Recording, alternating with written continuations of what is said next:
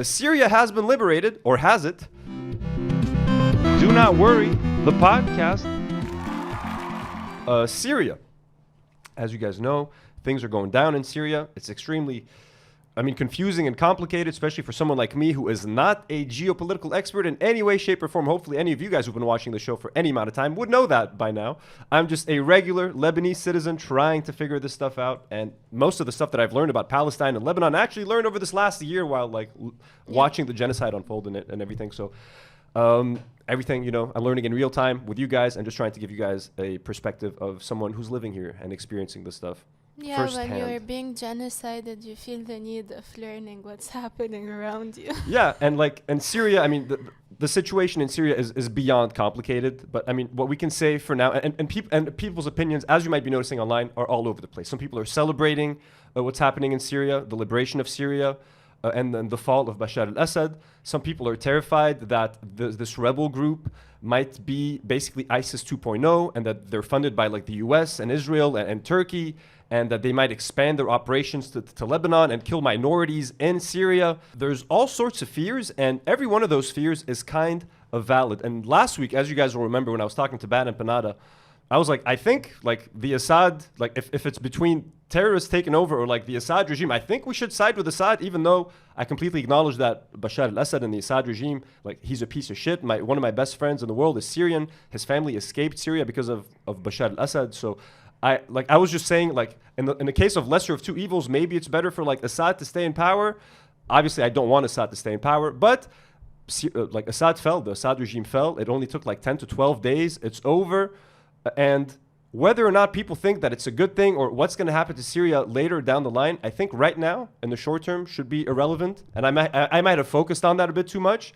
But I think what everyone needs to focus on now is the joy that Syrians are experiencing, particularly prisoners. And I had forgotten about that. There were thousands of prisoners detained in Syria for decades. There are Lebanese prisoners that have been there for 10, 20, 30 years. There are babies that were born inside of those prisons, like Sidnaya prison, that have never seen the outside world. So at the very least, the fact that these people are experiencing some sort of freedom and liberation, I think that's the thing that we should all be supporting, while still keeping a very close eye on these rebels and what their intentions are for the country long term. I've seen videos of them beheading and murdering people from different sects, on Twitter. It's all over the internet. You know what I mean? Some people are saying, no, these are older videos or it's not happening. I've been seeing a lot of weird fucking shit, really vile, disgusting, terrifying shit online. So I can't get too excited either way, but I'm just happy that all of these Lebanese prisoners and whose parents and families have been waiting and just wondering if they're still alive, they've been freed. So many Syrian prisoners, Syrians living abroad, can now return to Syria if they wish. We have some heartwarming videos of people escaping prison and stuff. Let's get to some of that. So here's some gentlemen right here. There we go. Check it out. الآن نحن في وسط دمشق. أقسم بالله الذي لا إله إلا هو. إعدامنا كان اليوم قبل نص ساعة أنا وهالزلمة. أقسم بالله الذي لا إله إلا هو 54 شخص إعدامنا كان اليوم. لا إله إلا الله. بعد نص ساعة كلياتهم راحوا مثل الخنازير لبرا مثل الخنازير. And keep in mind, most of these people were in prison not for committing crimes or killing people or anything like that. They were in prison for having dissenting political opinions or political opinions that went against the Assad regime, just criticizing the government. So these people deserve to be free by all means. Some of these might not be subtitled, but you guys are going to get it. So here's a video of a Lebanese man who was just released from a Syrian prison, and he was in there for 30 years. Hello, we'll find out. And for those of you who don't know, Syria had had invaded Lebanon from the mid 70s or the early 80s, and they only fully withdrew in 2005. So Lebanon and Syria were not on the best of terms. Bashar al-Assad is responsible for the death of thousands and tens of thousands of Lebanese people, and again imprisoning hundreds and thousands of them and his own people.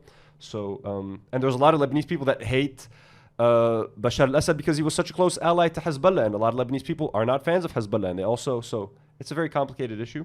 But so here is this heartwarming footage of a Lebanese prisoner coming back home after 30 years. 33 years. Jesus. What's his name?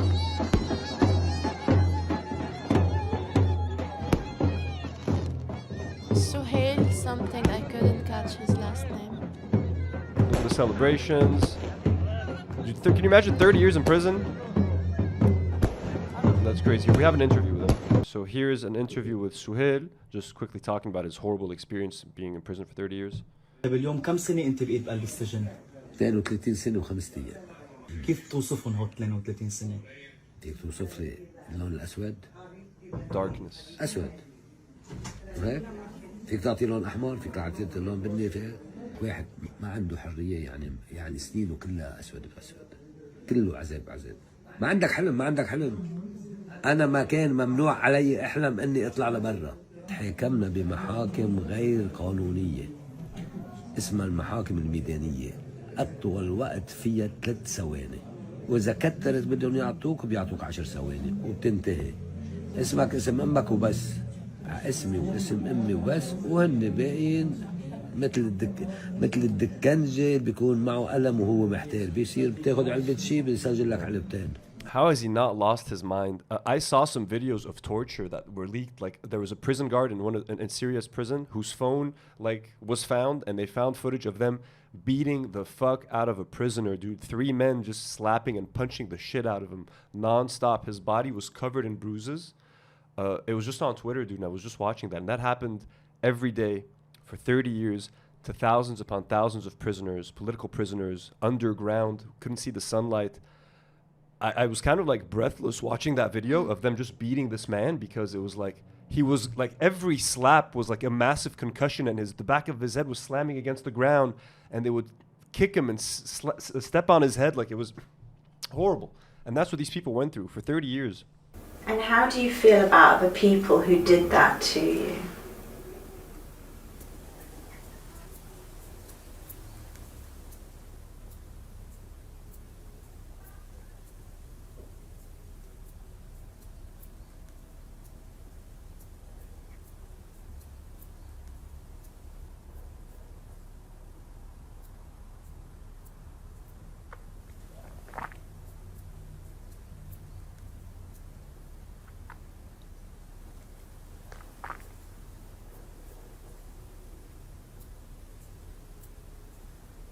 في الله بيحسبه، في قضاء بيحسبه.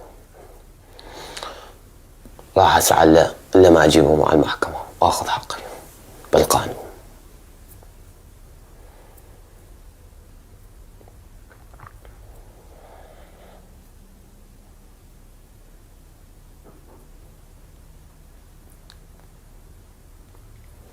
حقه وحق رفقاتي اللي قتلوا. لو بتكلفني حياتي بدي لاحقهم ولا بجيبهم مع القضاء. Here's another video of a bunch of prisoners like escaping, just like running out, confused. Most of these people don't know what smartphones are, yo.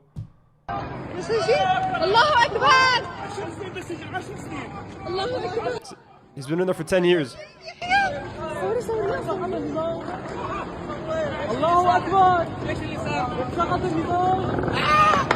He's like asking what happened. He's like, what happened? What the fuck happened? They're like, the Bashar is done. Like, it's crazy, dude. It's really crazy. So here's a video from inside the prison of people like getting the fuck out. We're not gonna watch it for too long, but like. Tlao means like get out.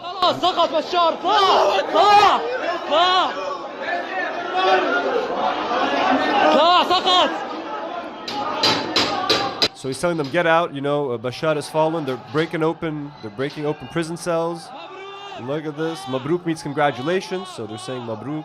So here's a tweet about the prison. Syria, mind-blowing figures circulating about Sednaya prison in Damascus. The complex was believed to have up to 20,000 detainees, but the red building itself in the photo is said to have way more than double. Some levels still haven't been reached. There are several floors under Sednaya prison which couldn't be reached so far due to the special security mechanisms. This is the red building. It's a section dedicated to civilians arrested by Assad's regime since 2011, and hence the main political prison of Syria. Here's a couple of other examples of prisoners that were freed. The release of the Syrian pilot from Damascus, Raghid al-Tartari, after 43 years in prison. 43 years where he was imprisoned by the criminal Hafiz al-Assad since 1982 because he refused to bomb Hama. Raghid al-Tartari is the oldest prisoner in the world and a witness to the bloodiness and brutality of the Assad's family rule. And like you can see the photos, it's pretty crazy. Some people have really been in there for a long time. And the videos and stories that have been coming out are terrifying, to say the least. I mean, I'm sure people have been seeing them. And in face of everything we've been seeing and hearing, the fall of this tyrant is like the most important thing I can think. Like I can't think or care about anything else at this point. You're just happy that this system is over. These people are free. People can finally speak their mind. They're unafraid to just go out and walk in the streets and buy bread. I mean, Well, it's I hope so. I don't know about all of the other little like sects and little minorities there, but this is another prisoner. This is Claude Hanna Lisha Al Khouri, a Lebanese citizen from the town of Deir Al Ahmar, who was released from a Sinai prison after 40 years of detention. Again, look at that before and after. It's heartbreaking, bro. It's heartbreaking. Their whole lives wasted underground. I don't even know what to say. I hope that the sunlight that they're going to get right now and those few years of freedom that they hopefully get to enjoy, but I mean, nothing is going to bring back all the years they lost. It's insane.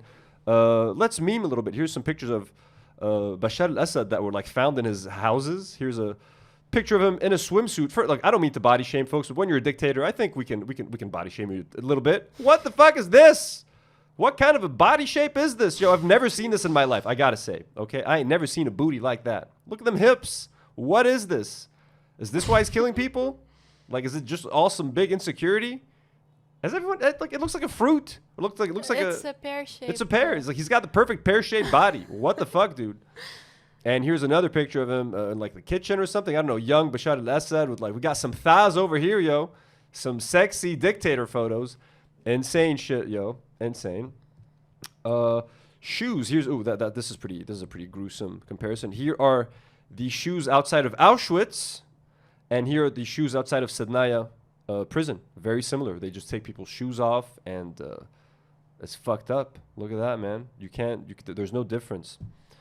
So yeah, like, and I kind of forgot. Like, I've been so focused on Israel for the past like year and a half because of what they've been doing to Gaza and Lebanon, that I forgot that, like, yeah, Bashar al-Assad is like one of our primary villains, not only in Lebanon but in Syria and regionally. So this is very good that this happened.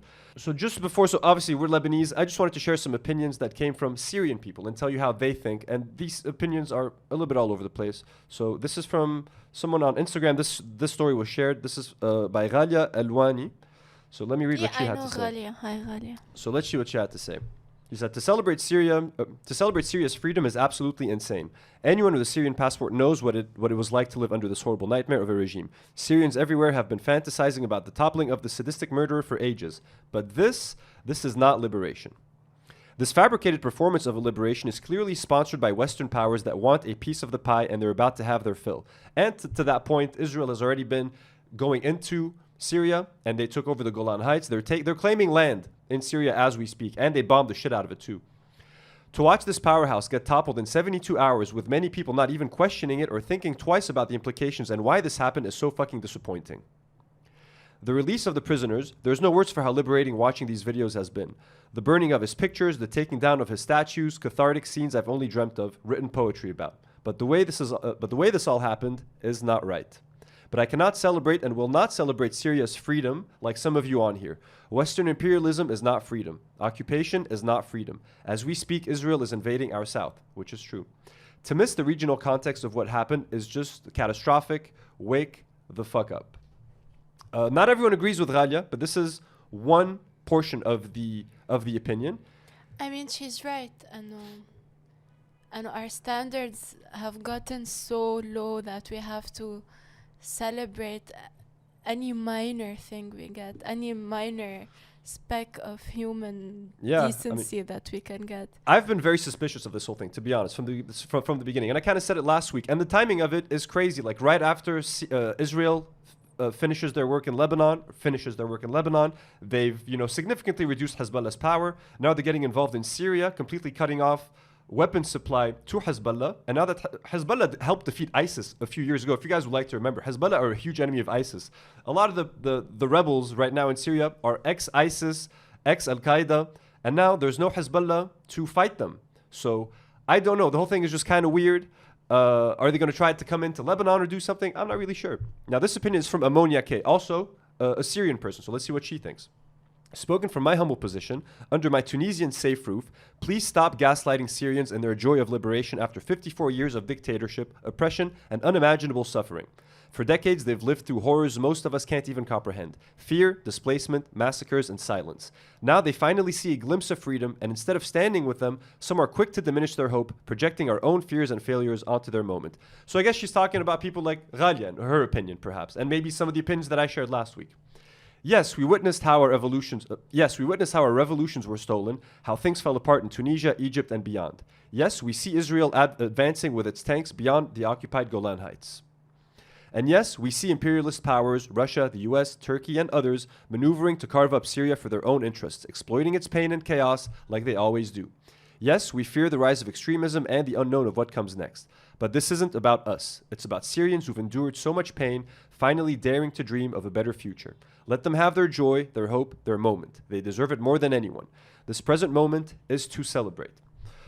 والعاقبة لفلسطين وكل الشعوب المقهورة تستاهل كل الخير. This was in Arabic for my Arabic peeps still watching. If any of you guys are still out there, لا عم بمزح ولو حبيبات قلبنا كلكم. And one final opinion to kind of, but I mean, you can see how sort of, some people are scared. And like, for example, Ghalia's opinion, she's happy that this happened, but like not the way it happened. She's just suspicious and she has every right to be. Other people like, hey, stop it with all the doom and gloom. Just let us celebrate for a couple of days and then we can worry about the future and stuff and what this means, etc. So you have to celebrate the fall of a tyrant. One of the most awful people, literally. Yeah. A horrible person. And to bring this all together, this is a tweet by Aaron Mate, who is the son of Gabor Mate, brother of Daniel Mate, who I spoke with on Bat Hasbara just a couple of weeks ago. Hope you guys enjoyed that episode. Go and check it out if you haven't yet. Aaron Mate had this to say. No country is a monolith. Syrians are celebrating the fall of a repressive authoritarian government. Other Syrians, particularly from minority groups, are now living in fear of fleeing from the sectarian insurgents taking its place. The rebel leader, Abu Muhammad al-Julani, is the founding leader of Al-Qaeda in Syria, al-Nusra, and a former deputy to ISIS leader Abu Bakr al-Baghdadi. And yeah, the head of the rebels literally used to behead people. So, I mean, Julani now claims that this was just a phase, but he's never apologized for the atrocities committed under his watch. This includes August 2013 massacres in Alawite areas of Latakia, which saw the systematic killing of entire families, an Amnesty International investigation found. As one veteran NYT correspondent reported, the insurgents were devoted to sectarian mass murder. The same global compassion for Syrians who suffered under Assad should also extend to those Syrians now fearing new atrocities. That's especially the case for those of us whose governments have contributed to Syria's suffering. The US and allies spent billions of dollars arming an insurgency that they knew was dominated by Al-Qaeda and that carried out atrocities like in Latakia. The US military has occupied a large swath of northeastern Syria, stealing its oil and wheat. The US has also imposed crippling sanctions that, as Trump-Biden officials boast about, crushed Syria's economy, deny reconstruction, and have exacerbated food shortages for everyday Syrians. And he goes on, but this is basically what's happening in Syria. So what does he mean? It was just a phase. I know. It was just a phase. Hey, you know what I mean? Go dye your hair. That's a phase. Right, yeah. My Chemical Romance is a phase. Like, you know what I mean? Yeah. No, I was beheading people. Hey, it was chill. I wanted to be one of the boys. I was felt, peer pressure. It's like, it's not smoking a joint. You know what I mean? Like, cut it, behead him, behead him, behead him. Yeah, crazy shit. But anyways, hopefully you guys are like our geopolitical analysis of Syria. Come at me in the comments. I mean, no, please don't. But to our Syrian brothers and sisters watching, we love you. Congrats. We're with you. Congratulations. Elf Mabruk. Hopefully nothing bad happens for your sake and our sake, all of our sakes. Us Arabs need a break. Just leave us alone. Jesus fucking Christ. Yeah. Do not worry. The podcast